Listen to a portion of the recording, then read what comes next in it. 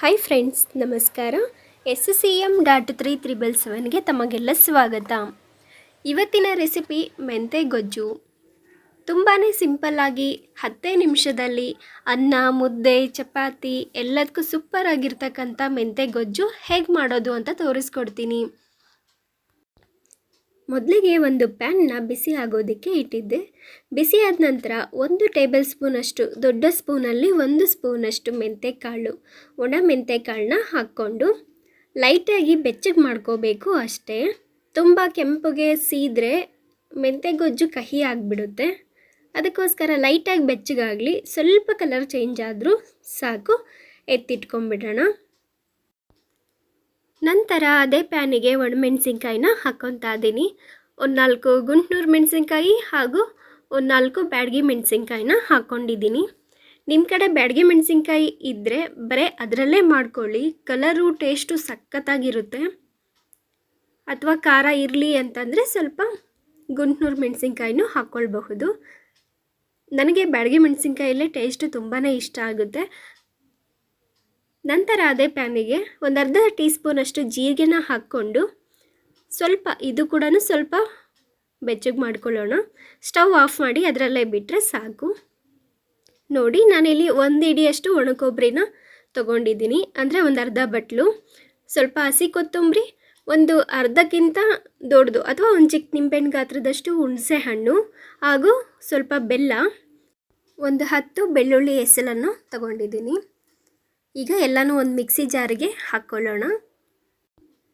ಹುಣಸೆ ಹಣ್ಣು ಹಾಗೂ ಬೆಲ್ಲನ ಮೆಂತೆಕಾಳು ಕಹಿ ಇರೋದ್ರಿಂದ ಅದಕ್ಕೆ ಬ್ಯಾಲೆನ್ಸ್ ಮಾಡೋ ಥರನೇ ಹಾಕ್ಕೋಬೇಕು. ಹೆಚ್ಚಿಗೆ ಹಾಕ್ಕೊಳ್ಳಿ, ಆವಾಗಲೇ ಟೇಸ್ಟು ಸಖತ್ತಾಗಿ ಬರುತ್ತೆ.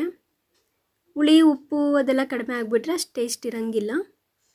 ಈಗ ಮೊದಲೇ ಬೆಚ್ಚಗೆ ಮಾಡಿ ಇಟ್ಕೊಂಡಿರ್ತಕ್ಕಂಥ ಮೆಂತೆಕಾಳು, ಒಣಮೆಣಸಿನ್ಕಾಯಿ ಹಾಗೂ ಜೀರಿಗೆನ ಹಾಕ್ಕೊತಾ ಇದ್ದೀನಿ. ಹಾಗೆಯೇ ರುಚಿಗೆ ತಕ್ಕಷ್ಟು ಉಪ್ಪನ್ನು ಸಹ ಹಾಕ್ಕೊಂಡಿದ್ದೀನಿ. ಈಗ ಎಲ್ಲನೂ ಡ್ರೈ ಮಿಕ್ಸ್ ಹಾಗೆ ಗ್ರೈಂಡ್ ಮಾಡ್ಕೋಬೇಕು, ನೀರು ಹಾಕದೆ. ನೋಡಿ, ಇಷ್ಟು ರುಬ್ಕೊಂಡ ನಂತರ ನೀರು ಹಾಕ್ಕೊಂಡು ಚೆನ್ನಾಗಿ ರುಬ್ಕೊಳ್ಳೋಣ. ಮತ್ತು ಆವಾಗ ನಮಗೆ ತುಂಬಾ ನುಣ್ಣಗೆ ರುಬ್ಕೊಳ್ಳೋದಕ್ಕೆ ಸಹಾಯ ಆಗುತ್ತೆ. ನೋಡಿ, ಎಷ್ಟು ನೈಸಾಗಿ ಈ ಥರ ರುಬ್ಕೊಂಡಿದ್ದೀನಿ. ಈ ಮೆಂತೆ ಗೊಜ್ಜು ಎಷ್ಟು ಚೆನ್ನಾಗಿ ರುಬ್ಕೊತಿರೋ, ಎಷ್ಟು ನುಣ್ಣಗಿರುತ್ತೋ ಟೇಸ್ಟು ಕೂಡ ಅಷ್ಟೇ ಚೆನ್ನಾಗಿ ಬರುತ್ತೆ. ಅದಕ್ಕೋಸ್ಕರನೇ ನುಣ್ಣಗೆ ರುಬ್ಕೋಬೇಕು. ಇದಕ್ಕೆ ನೀವು ನೀರು ಎಷ್ಟು ಬೇಕೋ ನೋಡಿಕೊಂಡು ಸೇರಿಸ್ಕೊಳ್ಳಿ. ಮೆಂತೆಕಾಳು ಹರಳುತ್ತೆ, ಸ್ವಲ್ಪ ಹೊತ್ತು ಬಿಟ್ಟಂಗೆಲ್ಲ ಗಟ್ಟಿ ಆಗ್ತಾ ಬರುತ್ತೆ. ಅದಕ್ಕೋಸ್ಕರ ಸ್ವಲ್ಪ ನೀರಾಗೆ ಮಾಡ್ಕೊಳ್ಳಿ. ರೊಟ್ಟಿ ಚಪಾತಿಗಾದರೆ ಗಟ್ಟಿ ಚಟ್ನಿ ಥರ ಮಾಡ್ಕೊಳ್ಳಿ. ಮುದ್ದೆಗಾದರೆ ಇನ್ನೂ ಸ್ವಲ್ಪ ನೀರು ಸೇರಿಸ್ಕೊಂಡು ತೆಳು ಮಾಡ್ಕೋಬಹುದು. ಅನ್ನಕ್ಕೂ ಕೂಡ ತೆಳು ಮಾಡ್ಕೊಳ್ಳಿ. ಈಗ ನಾನು ಒಂದು ಪ್ಯಾನಿಗೆ 2 ಟೇಬಲ್ ಸ್ಪೂನಷ್ಟು ತುಪ್ಪನ ಹಾಕ್ಕೊಂಡು ಕರಗಿಸ್ಕೊತಾ ಇದ್ದೀನಿ. ತುಪ್ಪ ಎಲ್ಲ ಕರಗಿದ ನಂತರ ಸ್ವಲ್ಪ ಸಾಸಿವೆ ಹಾಗೂ ಸ್ವಲ್ಪ ಜೀರಿಗೆನ ಹಾಕ್ಕೊತಾ ಇದ್ದೀನಿ.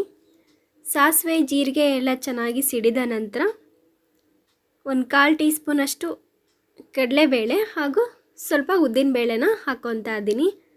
ಈ ಮೆಂತೆ ಗೊಜ್ಜಿಗೆ ತುಪ್ಪದಲ್ಲೇ ಒಗ್ಗರಣೆ ಕೊಡಿ, ಆವಾಗಲೇ ಟೇಸ್ಟು ಸೂಪರಾಗಿರುತ್ತೆ. ಹಾಗೆಯೇ ಮೆಂತೆ ಚಟ್ನಿ ಮುದ್ದೆಗೂ ಸಹ ಸ್ವಲ್ಪ ತುಪ್ಪ ಹಾಕ್ಕೊಂಡು ತಿಂದ್ರಂತೂ ಸೂಪರಾಗಿರುತ್ತೆ. ಅನ್ನಕ್ಕೆ, ಚಪಾತಿ, ರೊಟ್ಟಿ ಎಲ್ಲದಕ್ಕೂ ಸೂಪರ್ ಕಾಂಬಿನೇಷನ್. ಹಾಗೆ ಸ್ವಲ್ಪ ಕರಿಬೇವು, ಒಣಮೆಣಸಿನ್ಕಾಯಿನ ಹಾಕ್ಕೊಂಡು ಸ್ಟವ್ ಆಫ್ ಮಾಡಿಬಿಟ್ಟು ಸ್ವಲ್ಪ ಹಿಂಗು ಹಾಕ್ತಾ ಇದ್ದೀನಿ. ಸ್ಟವ್ ಆಫ್ ಮಾಡಿ ಸ್ವಲ್ಪ ಹಿಂಗು ಹಾಕ್ಕೊತಾ ಇದ್ದೀನಿ. ಎಲ್ಲನೂ ಮಿಕ್ಸ್ ಮಾಡಿ ಈಗ ಮೆಂತೆ ಗೊಜ್ಜಿಗೆ ಸೇರಿಸ್ಕೊಳ್ಳೋಣ.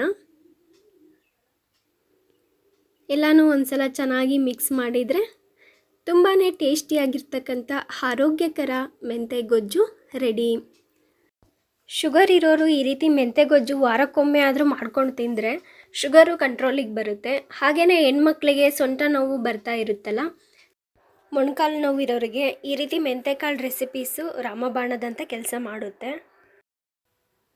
ತುಂಬಾ ಸಿಂಪಲ್ಲಾಗಿ 10 ನಿಮಿಷದಲ್ಲಿ ಮನೇಲಿ ಏನೂ ಇಲ್ಲಪ್ಪ ಕಾಂಬಿನೇಷನ್ ಅಂದರೆ ಈ ಸಿಂಪಲ್ ರೆಸಿಪಿನ ಖಂಡಿತ ಟ್ರೈ ಮಾಡಿ. ಅನ್ನಕ್ಕೂ, ಮುದ್ದೆಗೂ, ರೊಟ್ಟಿ, ಚಪಾತಿ ಹಾಗೂ ಕಡುಬಿಗೂ ಕೂಡ ಸೂಪರಾಗಿರುತ್ತೆ. ಅದರಲ್ಲೂ ಸ್ವಲ್ಪ ಇನ್ನೂ ತುಪ್ಪ ಹಾಕ್ಕೊಂಡು ತಿಂದ್ರಂತೂ ಸೂಪರಾಗಿರುತ್ತೆ. ಇವತ್ತಿನ ಈ ಸ್ಪೆಷಲ್ ರೆಸಿಪಿ ನಿಮಗೆಲ್ಲ ಇಷ್ಟ ಆಗಿದೆ ಅಂತ ಭಾವಿಸ್ತೀನಿ. ಪ್ಲೀಸ್ ನನ್ನ ಚಾನಲ್ನ ಲೈಕ್ ಮಾಡಿ, ಶೇರ್ ಮಾಡಿ, ಕಮೆಂಟ್ ಮಾಡಿ ಹಾಗೂ ಸಬ್ಸ್ಕ್ರೈಬ್ ಮಾಡಿ.